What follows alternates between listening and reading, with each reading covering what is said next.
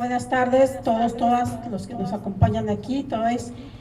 Regresamos a este foro aquí en Oaxaca, a invitación de Código DH para elaborarlo junto con otras organizaciones, en donde seguimos con la mesa número 2, titulado Otros aspectos de la tortura en México.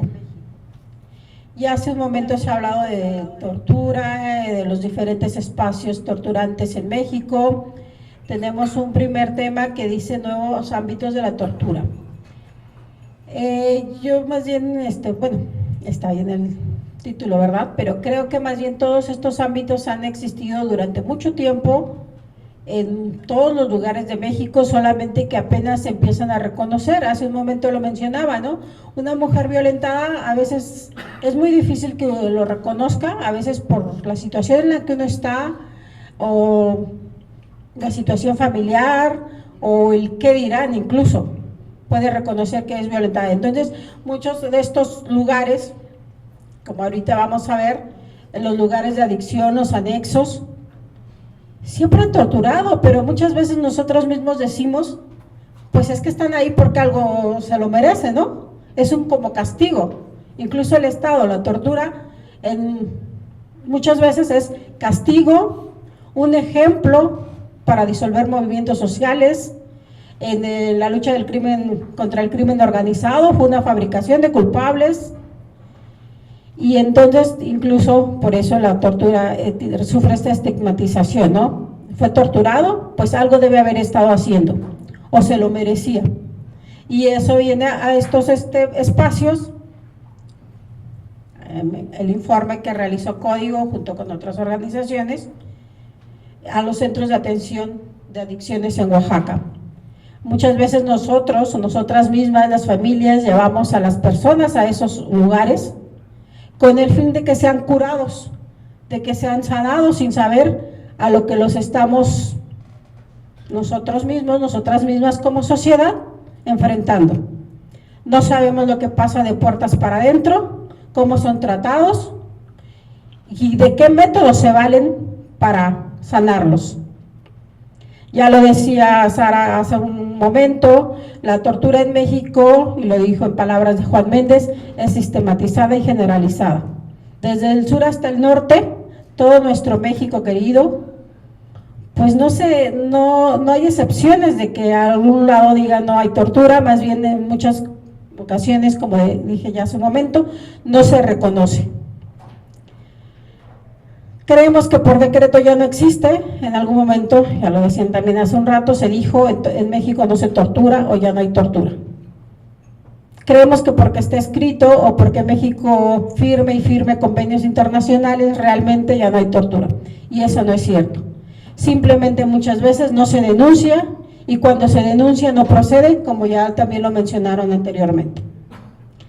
Entonces, para esto, pues vamos a empezar con estos dos temas que tenemos, los dos ámbitos de la tortura, con Víctor, y tortura e interculturalidad, un momento más. Bueno, primero que nada también agradecer a Código DH y a todas las organizaciones que han convocado a este espacio, que me parece fundamental hablar año con año, ahora 7 años de la ley, y me parece que la mesa pasada pues ya planteó varios de los retos y avances, pero creo que hay un tema en particular que para lo cual me invitó Sara, para hablar de estos nuevos entornos donde se brinda la tortura y que a veces son invisibilizados, como también ya se decía en la mesa anterior. Con Código DH también pude colaborar en la elaboración del informe que ahí tienen todas y todos, que se llama Contra su voluntad, y que se generó a partir de las visitas que realizó Código DH con el Mecanismo Nacional de Prevención de la Tortura, cuando todavía formaba parte de él. En 2022, 2021, realizamos visitas a estos centros de rehabilitación para las adicciones en su modalidad residencial, y a partir de ello tuvimos una comunicación importante para identificar cuáles eran las prácticas que había en este tipo de establecimientos. Para hablar sobre el tema de esos nuevos entornos, quiero referirme primero a que en 2013 el relator del Comité contra la Tortura, Juan Méndez también, realizó un informe sobre algunos establecimientos que ven materia de salud y privación de la libertad. Y en este documento, ya desde 2013, Juan Méndez hablaba de la responsabilidad que tiene el Estado para, uno, garantizar el derecho a la salud a las personas en sus diferentes modalidades, pero también para vigilar los lugares privados, administrados por privados, que brindan este tipo de servicio. Entonces, en este documento, en este informe que les comento, va haciendo una serie de señalamientos de por qué el Estado es garante y por qué, aunque sean establecimientos privados los que se encarguen de la salud, el gobierno, el Estado, tiene la responsabilidad de vigilar y de supervisar el cumplimiento de los derechos humanos. Y por ahí hay un caso paradigmático que nos sirve para identificar esta responsabilidad del Estado, que es el caso de Jiménez López contra el Estado brasileño, en el cual, a pesar de que era una institución privada que brindaba servicios de salud mental, la Corte Interamericana lo que dijo es: Estado brasileño, tú tienes que vigilar lo que ocurre dentro de esos espacios. No puedes nada más decir que se trata de privados, son asuntos privados y que tú no intervienes en ellos. Esto lo tomo como referencia porque desde el Mecanismo Nacional de Prevención de la Tortura, parte de la discusión que teníamos con organizaciones de la sociedad civil, organismos de defensa de derechos humanos, como las comisiones estatales de derechos humanos, en el caso de Oaxaca la Defensoría, era si tenían la atribución de vigilar qué es lo que ocurría en los centros de rehabilitación de adicciones. Y muchas veces en Oaxaca no nos pasó, con la Defensoría fue muy fluida la comunicación, pero sí en otras entidades federativas, como por ejemplo Jalisco, ahora recuerdo, había una posición de que ellos no podían intervenir en este tipo de casos porque se trataba de lugares administrados por privados. Entonces, ahí había una primera restricción para que los organismos de defensa de derechos humanos pudieran vigilar qué es lo que ocurría en estos espacios y pudieran hacer las recomendaciones pertinentes. Dicho esto, en el informe que se publicó recientemente de Código DH contra su voluntad, nosotros nos damos a la tarea, nosotras y nosotros nos damos a la tarea de primero identificar cuál es el marco institucional y normativo que existe para la supervisión de los centros de rehabilitación de adicciones en su modalidad residencial. Y hay una parte bastante interesante porque recientemente hubo una reforma a la Ley General de Salud en la cual se establece que la privación de la libertad debe ser el último recurso que use el Estado para el tratamiento de las adicciones. Primero tiene que haber una cuestión comunitaria, familiar, para que se trate las adicciones. Sin embargo, lo que observamos es que ante una cuestión de problemas o un problema fuerte de adicciones, lo que se hace es buscar este tipo de espacios, este tipo de establecimientos para que las personas puedan pues dar un tratamiento hacia esta adicción, que como ya lo comentaba la compañera en la introducción, a veces nosotros mismos buscamos este tipo de establecimientos sin identificar cuáles son las prácticas que ahí ocurren.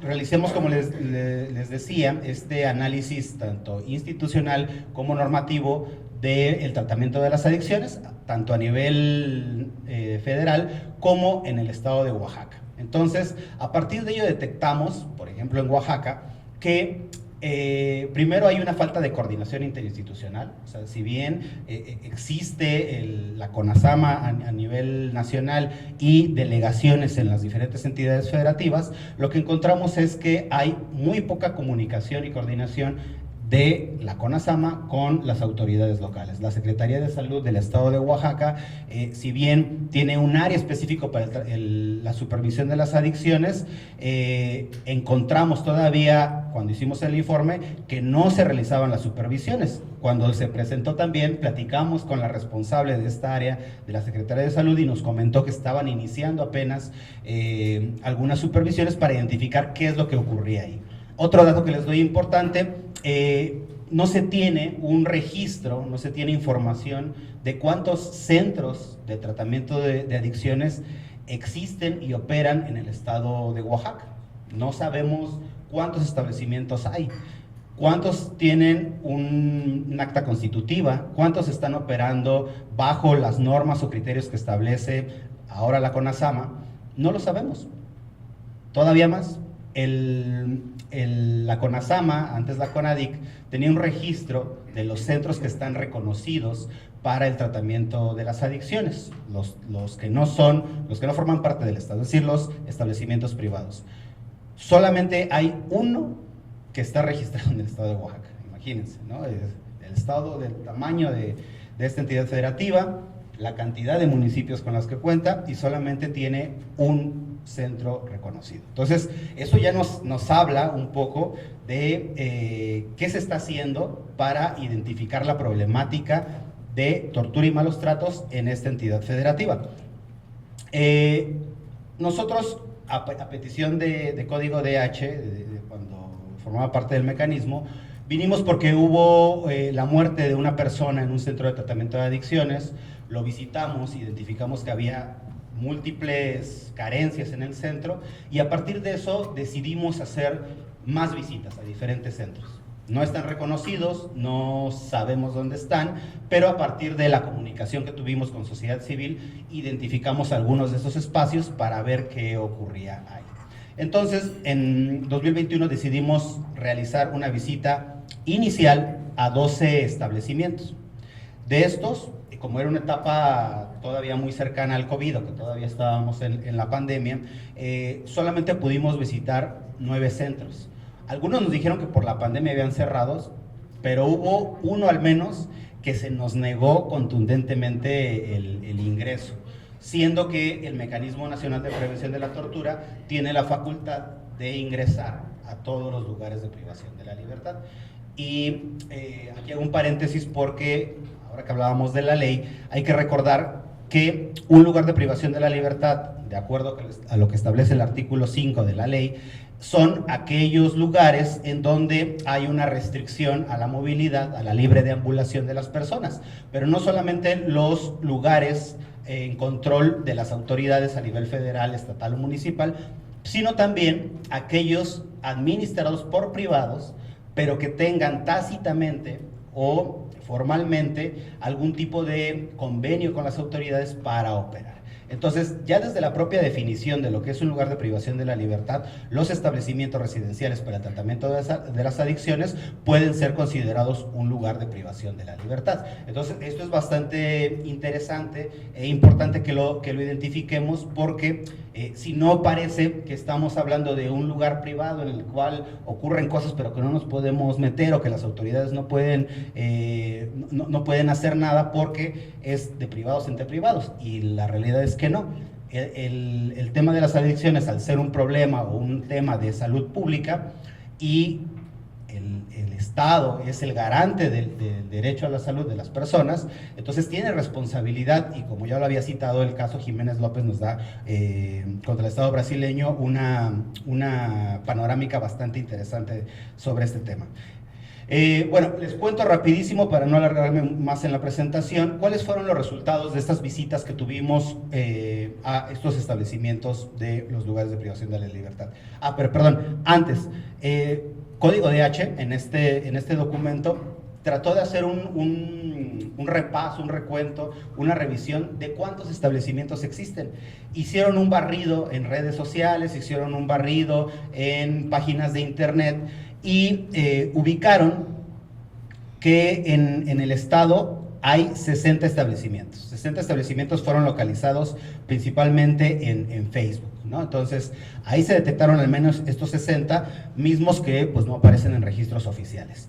Y otro tema que me parece bastante interesante es que se hizo un rastreo de noticias, de eventos sobre violaciones a los derechos humanos en ese tipo de establecimientos, y bueno, lo que resultó es que en los últimos 5 años se encontraron notas periodísticas sobre al menos 10 personas fallecidas.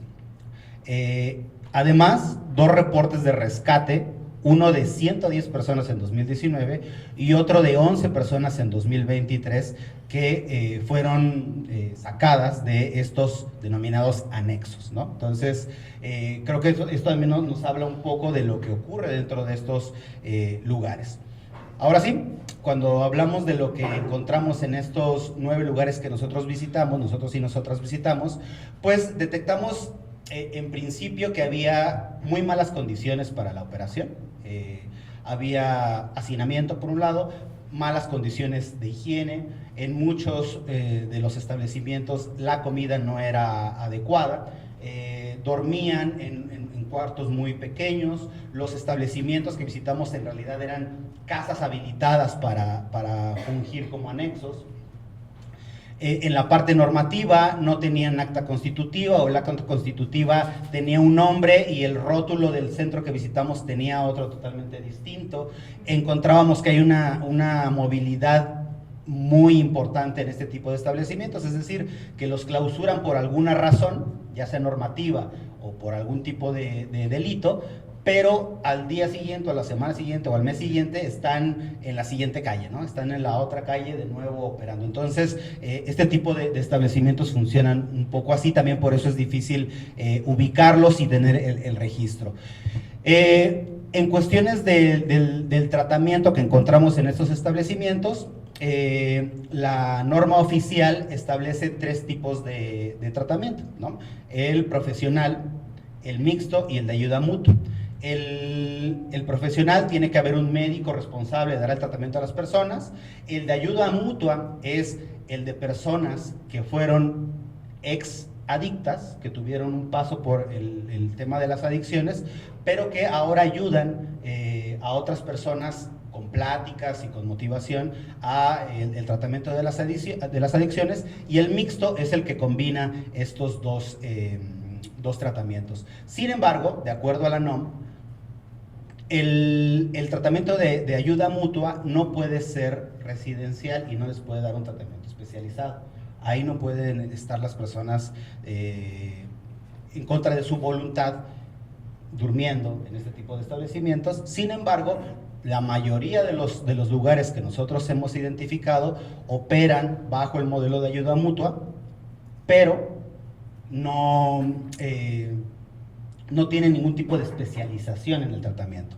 Entonces, algo que observamos es que cuando llega una persona con algún tipo de adicción y requiere de un tratamiento, se les brindan tés, caldos, algún tipo de encierro, de aislamiento, pero no se da algún tratamiento especializado para poder controlar con este tipo de adicciones. Entonces no hay una profesionalización en los establecimientos.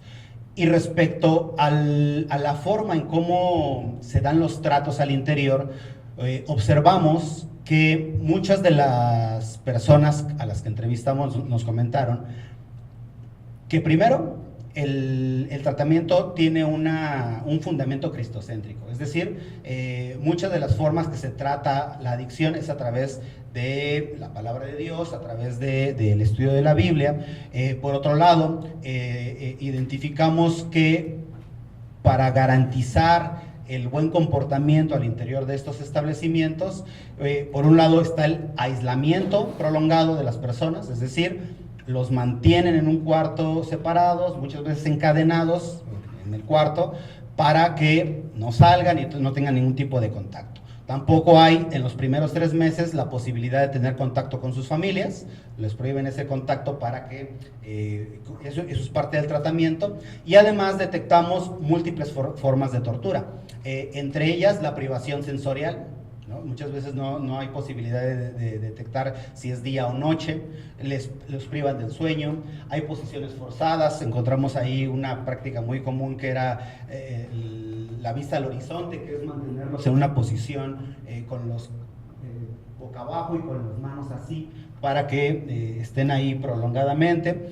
Detectamos en uno de los establecimientos un bote de pintura de estos de 20 litros, lleno de cemento, y al final con un aro, que después nos decían que ahí también había encadenamientos. Entonces, lo que detectamos fue diversas formas de tortura en los lugares de tratamiento residencial de las adicciones, pero que son prácticamente nulas las visitas o las supervisiones que hay por parte de las autoridades. Detectamos que hay una falta de coordinación, insisto, entre las autoridades locales, las estatales, las municipales. No existe convenios o no existen programas en realidad que vayan a primero a detectar cuántos establecimientos hay, pero también a identificar cuáles son los procesos y después cuáles son los resultados de los tratamientos. Entonces, nos parece que si bien no es los únicos establecimientos o lugares que no son tan visibles en donde se comete tortura, sí creemos que es uno en donde hay mayor estigmatización. Eso me parece, por lo que también comentabas al principio, es parte importante de hacer un análisis de la tortura y los tratos o penas crueles, inhumanos y degradantes, porque además de que efectivamente no se cumple la normatividad, el diseño institucional es incompleto, hay muchos retos, además pareciera que como sociedad y sobre todo como autoridades hay una noción de que las personas que están en algún tipo de lugar de privación de la libertad merecen estar ahí y merecen ser castigados por ello. Entonces, el estigma, el etiquetamiento, el prejuicio que hay sobre las personas privadas de la libertad también afecta. Y algo que detectamos también en este informe y sobre todo en la interacción que tuvimos con las personas usuarias que estaban en este tipo de establecimientos, pues fue eso, fue una identificación por ellos mismos de que merecen estar ahí, que merecen ser castigados. Entonces, el estigma, como lo dice Goffman, no solamente es de quien le etiqueta, sino también de que quien compra esa etiqueta y acepta el abuso o las violaciones a derechos humanos que existen. Entonces, como estos nuevos espacios, estos nuevos lugares de privación de la libertad, ahorita estoy haciendo referencia a los centros de rehabilitación de adicciones, pero lo mismo podemos encontrar en hospitales psiquiátricos, que pasan muchas de estas cosas que les estoy comentando. En la Ciudad de México hay por lo menos 2 hospitales psiquiátricos en los que se detectó que había inmovilización de brazos y piernas por tiempo prolongado, lo cual científicamente no está comprobado que ayude al tratamiento, que había medicación por parte de los médicos que tampoco eran parte del tratamiento médico, sino que era para mantenerlos apaciguados. Entonces, esto también ocurre en los hospitales psiquiátricos, lo mismo podemos ver en las estaciones migratorias, pero también, como se mencionaba en la mesa anterior, en albergues para niñas, niños y adolescentes. Es algo que también podemos identificar, ¿no? Que hay abuso incluso de las personas que dirigen este tipo de centros. Seguramente recordarán por ahí un caso muy famoso en Michoacán que se llama el caso de Mamá Rosa, que era justamente un centro para niñas, niños y adolescentes, y donde se constataron diferentes violaciones a los derechos humanos. En fin, además de los retos que ya observamos, ya platicamos en la mesa anterior, sí me parece muy importante destacar que la tortura y los malos tratos no solamente son en fiscalías, en centros penitenciarios, no solamente es cuando algún tipo de policía detiene a la persona y tarda en llevarlo a ponerlo a disposición de las autoridades, sino que ocurre en otro tipo de lugares que muchas veces están invisibilizados para nosotros, porque se trata de poblaciones que incluso, como les decía, son estigmatizadas, ¿no? Las personas consumidoras me parece que han tenido este estigma permanente y que las vuelve vulnerables a este tipo de prácticas por parte de las autoridades. Algo que veíamos, y con esto cierro, por ejemplo, es que cerca del mercado de Oaxaca hay estos lugares lugares denominados como picaderos, donde se reúnen personas consumidoras, y entonces a veces llegaban las propias asociaciones para levantarlos de ahí y llevarlos a los centros, ¿no? Entonces, eso es una práctica que no es permitida, que es ilegal contra los derechos de las personas. Entonces, nos parece que sí es bastante importante subrayarlo, visibilizarlo, para que identifiquemos que la tortura está presente en muchos otros espacios, ¿no? Cuando hablábamos del registro, ¿no? O sea, el registro es de víctimas muchas veces que forman parte de un centro penitenciario, o que estuvieron en la fiscalía y que ahí tuvieron algunas prácticas de tortura, pero este tipo de poblaciones, insisto, imagínense en un psiquiátrico, cuando van a denunciar un acto de tortura, ¿no? Entonces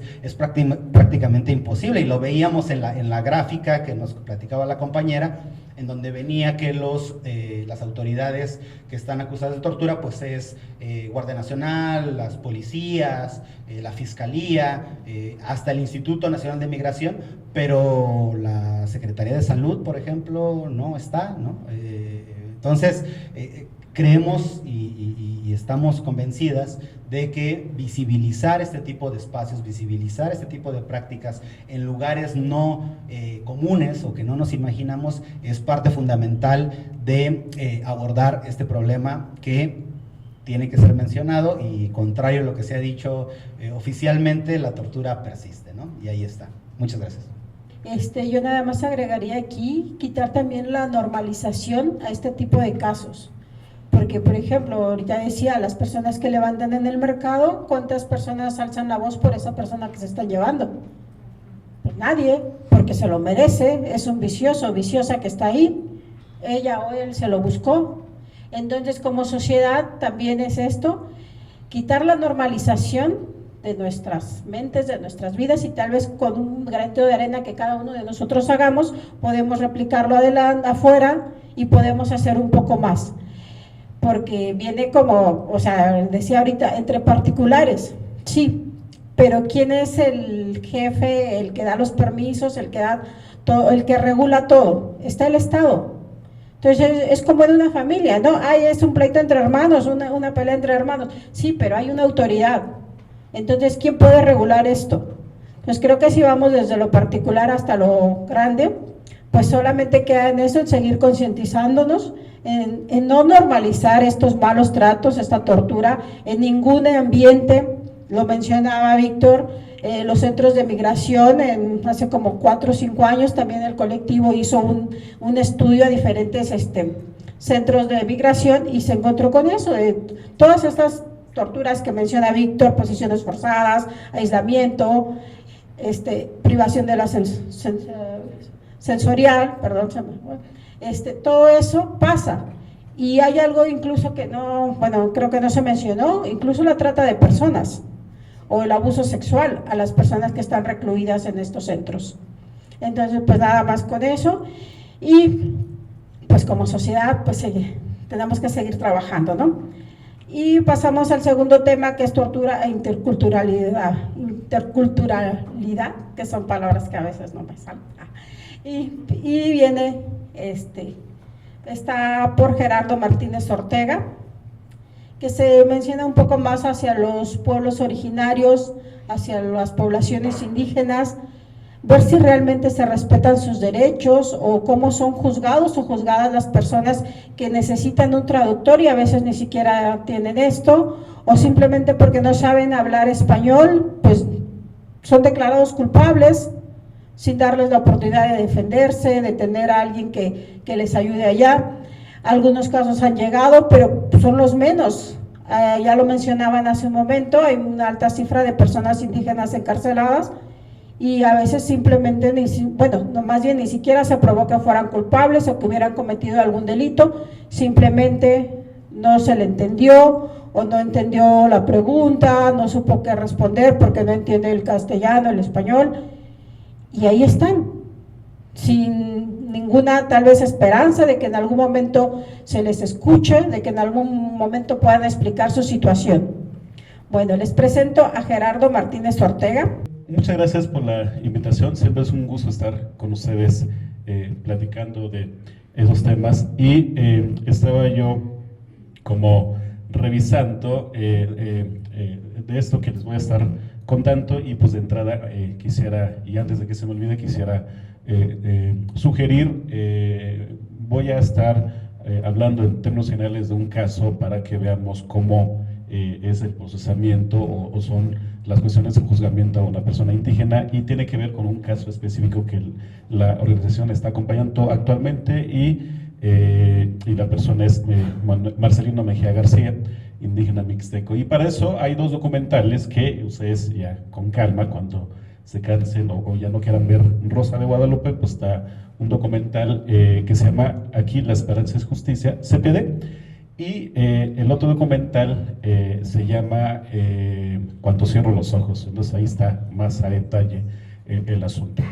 Y un primer aspecto que tiene que ver con ese tipo de temas es el reconocimiento legal de la calidad que tienen las personas como indígenas integrantes de alguna comunidad. Y eso es bastante importante, porque a partir de que una autoridad le reconozca esta calidad, a partir de ese momento se activan una serie de derechos que tendrían que aplicar las autoridades y que no se pueden apartar. Y si se apartan, pues justamente cometen violaciones a los derechos humanos.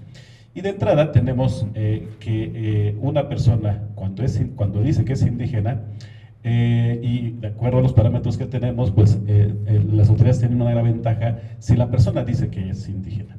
Y las autoridades se meten en problemas cuando la persona no dice que es indígena, porque ahí se activa la obligación de las autoridades para deducir esta calidad a partir de la información que tienen en el expediente. Y entonces eso segundo regularmente es lo que no ocurre, y de ahí que tengamos muchísimas expedientes en donde la persona, aún siendo indígena, no se le reconoce esta calidad, y como consecuencia de esto, pues los derechos a los que tiene, pues no les son respetados. Y en el caso de Marcelino, él es originario de una comunidad indígena, Santa María Tiljantepec, pegado a Pinotepa Nacional, y quienes conocen la zona saben que ahí son mixtecos, de ahí las personas son indígenas. Pero esta calidad no fue trasladada al juzgado, de tal manera que cuando el CPD llega al asunto, Marcelino no tenía la calidad de indígena. Y Marcelino, cuando llegamos al asunto, ya tenía una condena de 30 años de prisión y que estaba en apelación, y ahí entramos nosotros, y ahí nosotros pedimos, con todos los parámetros que hay, que de entrada se le reconociera esta calidad, y alegamos cuestiones, esto de la calidad de Marcelino como persona indígena, y alegamos otra serie de circunstancias que tienen que ver con el tema de hoy, la cuestión de tortura, porque a él, para poder sostener la acusación, a él se le torturó para obtener una confesión, y que esa confesión sirviera para decir que él había cometido el hecho. La sala penal, la primera sala de Oaxaca, nos dijo: no, Marcelino no es una persona indígena, porque no dijo que fuera indígena, y de ahí le negaron todos los derechos, la primera sala penal de Oaxaca. Nos tuvimos que ir al amparo directo, y de ahí nos conceden el amparo para varios efectos. De entrada, para que se investigue, más bien se requiere a Marcelino para que diga si es una persona indígena, y a partir de eso le designen intérprete, le designen un defensor con conocimientos de lengua y cultura, y de ahí que la autoridad esté obligada a tomar en cuenta las especificidades culturales de Marcelino Mejía García. Eso por un lado. Y por el otro lado, respecto al tema de tortura, obligó al juez mixto de primera instancia a investigar el hecho como una violación de los derechos humanos, y ver si, en caso de acreditarse la tortura, ver el efecto que eso tiene en el proceso. Y por otra parte, derivó el tema a una cuestión de naturaleza penal, con la apertura de una carpeta de investigación desde el año 2016. El tribunal tardó mucho para poderle aplicar los exámenes médicos a Marcelino, porque no tenían peritos especializados en el tema de tortura. Y si no tenían peritos especializados en el tema de tortura, mucho menos tenían personal capacitado en temas de derechos indígenas para saber el tratamiento que le tengan que dar a una persona indígena, sobre todo en cosas básicas. ¿Qué son cosas básicas? Pues bueno, si el perito, médico, psicólogo, entrevista a Marcelino y Marcelino es una persona indígena que ahora ya habla el español, o sea, ya de tantos años que estuvo en la cárcel, lo aprendió a hablar, pero cuando él ingresa al centro penitenciario, pues manejaba poco el español. Y entonces, de tanto que se tardaron, pues nos designan un perito psicólogo que acreditó su experiencia en materia de tortura con 2 cursos, nada más. Y concluyeron que no existía tortura. Y entonces, lo que nosotros buscábamos que tuviera efectos en el proceso, no lo lográbamos, pero teníamos otros, para nosotros había en el proceso otros elementos que podían también liberar a Marcelino. Marcelino fue detenido en el año 2009 y obtuvo su libertad el año pasado, pero curiosamente obtuvo su libertad no por una cuestión de fondo, sino que por una cuestión de que se le dictó auto de formal prisión fuera de las 72 horas, y eso sirvió para que él saliera en libertad, que era lo más importante para nosotros, que él obtuviera su libertad con independencia de la cuestión de fondo. Y entonces, y los esfuerzos del CPD que estaban enfocados en obtener la libertad de Marcelino, y lo obtuvimos el año pasado. Ahora, lo que hicimos fue entonces, después de obtener la libertad de Marcelino, iniciar un proceso de reparación por todo lo que él pasó, incluyendo el tema de tortura. Y entonces señalamos como autoridades responsables a todos los que intervinieron, al Ministerio Público, a los agentes estatales que fueron los que le infirieron la tortura de manera directa, y a la gente del Ministerio Público lo señalamos como una autoridad que permitió que eso ocurriera. Y señalamos a la sala, señalamos al juez, a todas las autoridades que intervinieron. Y a propósito de eso, les decía yo, les doy el dato de la carpeta de investigación iniciada en 2016. Y al 2024 nos mandan un oficio, la Fiscalía, para que nosotros aportemos pruebas acerca de, para acreditar la tortura. Platicamos hace poco tiempo con la persona encargada de la carpeta de investigación, y la activación de la carpeta de investigación está motivada porque presentamos una queja. O sea, no la están haciendo de oficio, no la están haciendo como incumplimiento de sus obligaciones, sino que lo están haciendo para evitar alguna cuestión de responsabilidad a partir de la presentación de una queja en la Defensoría de Derechos Humanos. Y nos decían primero que el protocolo o los estudios que le practicaron los peritos del tribunal estaban mal, y de ahí la necesidad de volverle a practicar nuevos estudios a Marcelino. Y yo le preguntaba, bueno, a ver, si nosotros como organización decimos o afirmamos que los peritos del tribunal no tienen el perfil requerido para eso, ¿cómo está la Fiscalía en el tema?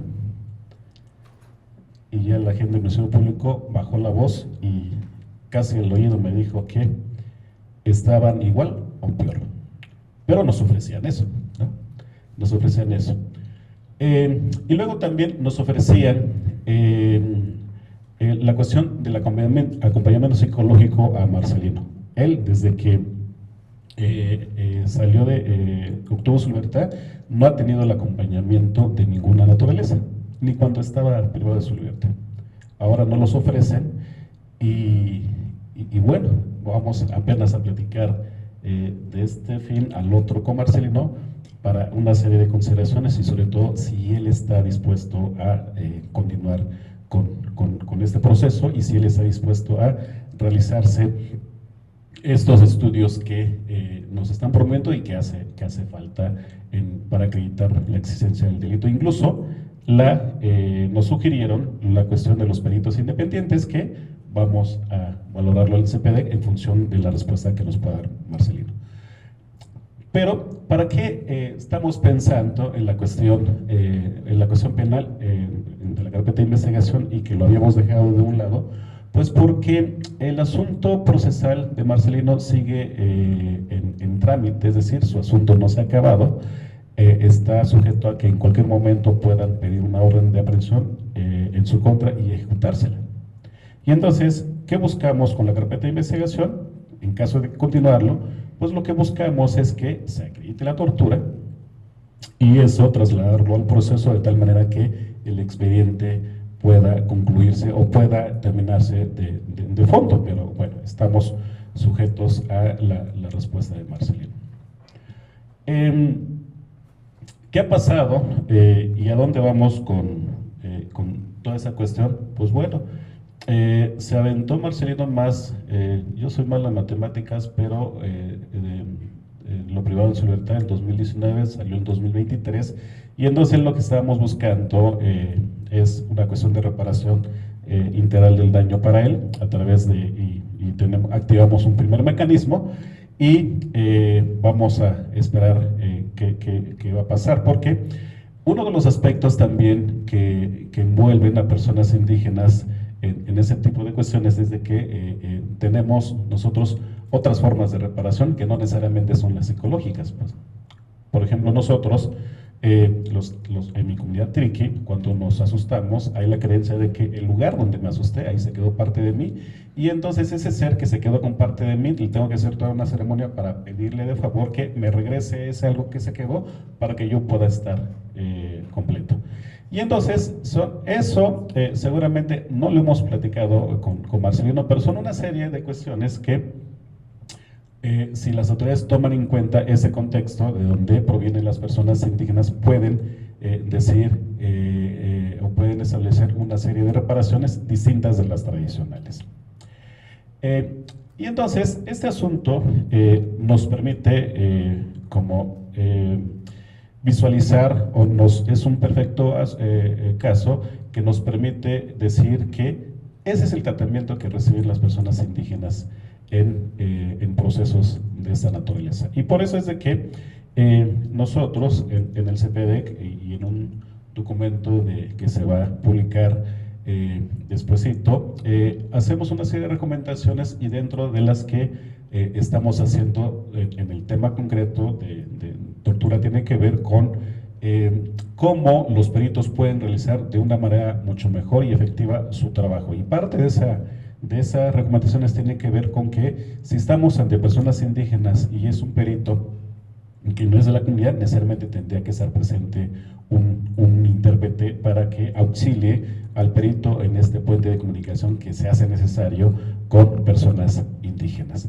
Y luego, pues, porque en el caso, les decía yo que los peritos que evaluaron Marcelino lo hicieron en español, el consentimiento de él lo obtuvieron en español, y de ahí nosotros decimos de que, pues, eso violenta los derechos de Marcelino a conducirse en su propio idioma, en asuntos de ese tipo y en todo lo que tenga que ver con su proceso, pero ahí vamos con el asunto de Marcelino Mejía García, que esperemos podamos darles más noticias más adelante. Yo dejaría mi intervención hasta aquí para efectos de dar oportunidad a alguna cuestión de comentario o pregunta del caso. Gracias. Y bueno, yo nada más quiero retomar nuevamente lo del protocolo, ¿no? Ya lo mencionaban Javier en la primera mesa. El protocolo de Estambul se ha tomado como una prueba definitiva en los casos de tortura. Nos ha tocado también ver que piden un tercero en discordia, y aún así, pues, le hacen caso al que ellos obtuvieron, ¿no? Cuando el protocolo de Estambul solamente es una herramienta más para determinar si hay tortura. Hay una serie de investigaciones que conducen y que deberían de llevar a cabo las autoridades para determinar si una persona fue o no torturada. El protocolo es una herramienta, sí, algo eficaz, pero solo es una más. O sea, tienen toda una serie de procesos que pueden realizar y no nada más confiar en el protocolo. Claro, lo hacen de manera, pues, para que ellos mismos lo rechacen. El colectivo fue un precursor de esta herramienta, pero el mismo colectivo hace unos años también sacó un libro llamado protocolo de Estambul arma de impunidad en México, porque vimos esto, que las autoridades decían, el protocolo salió negativo, entonces no hay tortura, y ya, no habría otra posibilidad. Eso sobre el protocolo. Nuevamente decía también que los expertos que hicieron el protocolo con 2 cursos eran expertos, ¿no? Aquí se ha capacitado a muchas personas desde 2004, me parece, 2002 que llegó el protocolo por primera vez a México y todas las actualizaciones que ha habido. Entonces yo sarcásticamente alguna vez sí les decía, ¿no? Oigan, entonces ustedes que han tenido tanta formación y yo tomo un curso de estos que dice que estoy certificada en tantas horas, pues con eso yo puedo ir a hacer mis protocolos y ya. ¿Y de qué sirve toda la experiencia o todo lo que ustedes ya han aprendido en todos estos años si existen estos cursos? Y una cosa es que debemos aprender que el protocolo de Estambul no tiene certificación, o sea, no hay una organización que diga está certificado o es un experto en esto, simplemente es a través de la experiencia, a través de revisiones entre los mismos colegas, compañeros que realizan este tipo de estudios, es que se puede ver si está bien realizado y no es de que, bueno, lo hizo Juventina y tiene un título aquí que dice que está certificado, pues es bueno, no es así. Otra cosa, esto de los pueblos indígenas, por ejemplo, nosotros tenemos también, bueno, el colectivo ha acompañado desde hace 20 años diversas luchas, incluso, por ejemplo, ya hace un rato Malú habló de las mujeres de Atenco, en algún momento el colectivo les dio acompañamiento psicológico, médico-psicológico, otro caso fue el de Jacobo Silva y algunos otros casos de fabricación de culpables, como el caso Tlaxcala, el caso de Germán Heredia. Pero desde 2019 estamos acompañando a Miguel Peralta, Miguel Ángel Peralta Betanzos, originario de los Ochitlán de Flores Magón, de aquí del estado de Oaxaca.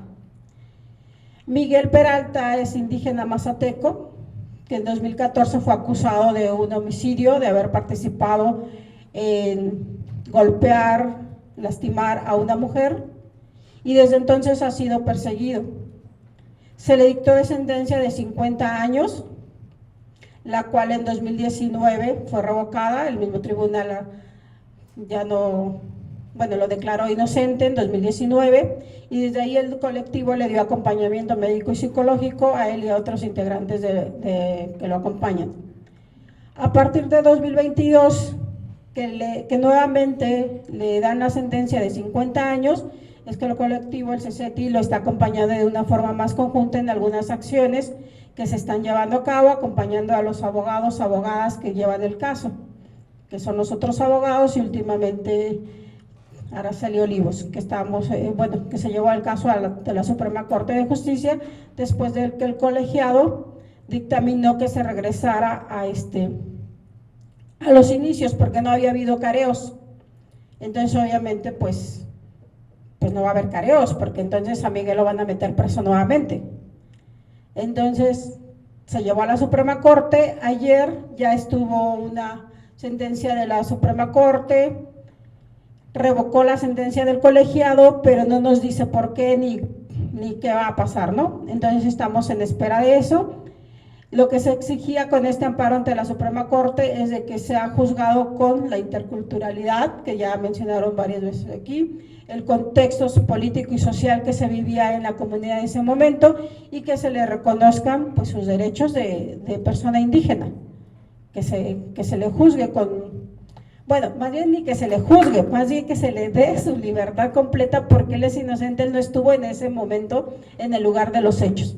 Él estaba en Ciudad de México y los hechos acontecen en los Ochitlán de Flores Magón.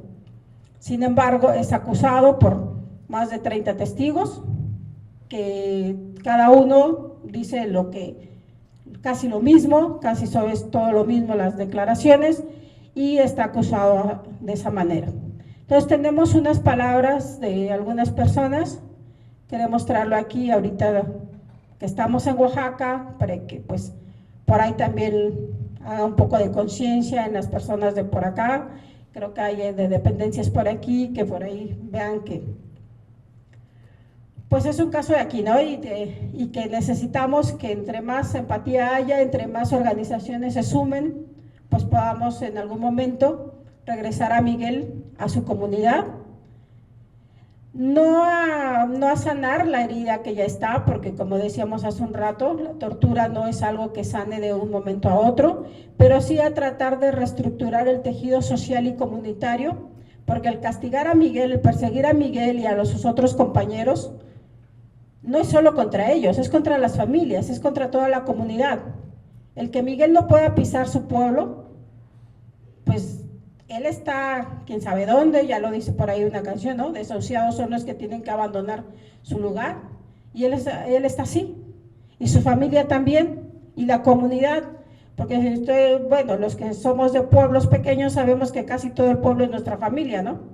Entonces, es toda una familia, es toda una comunidad, un pueblo que está siendo atacado por intereses caciquiles, y pues bueno, ahí está la desproporción del poder en una lucha comunitaria entre la comunidad y los que tienen el poder.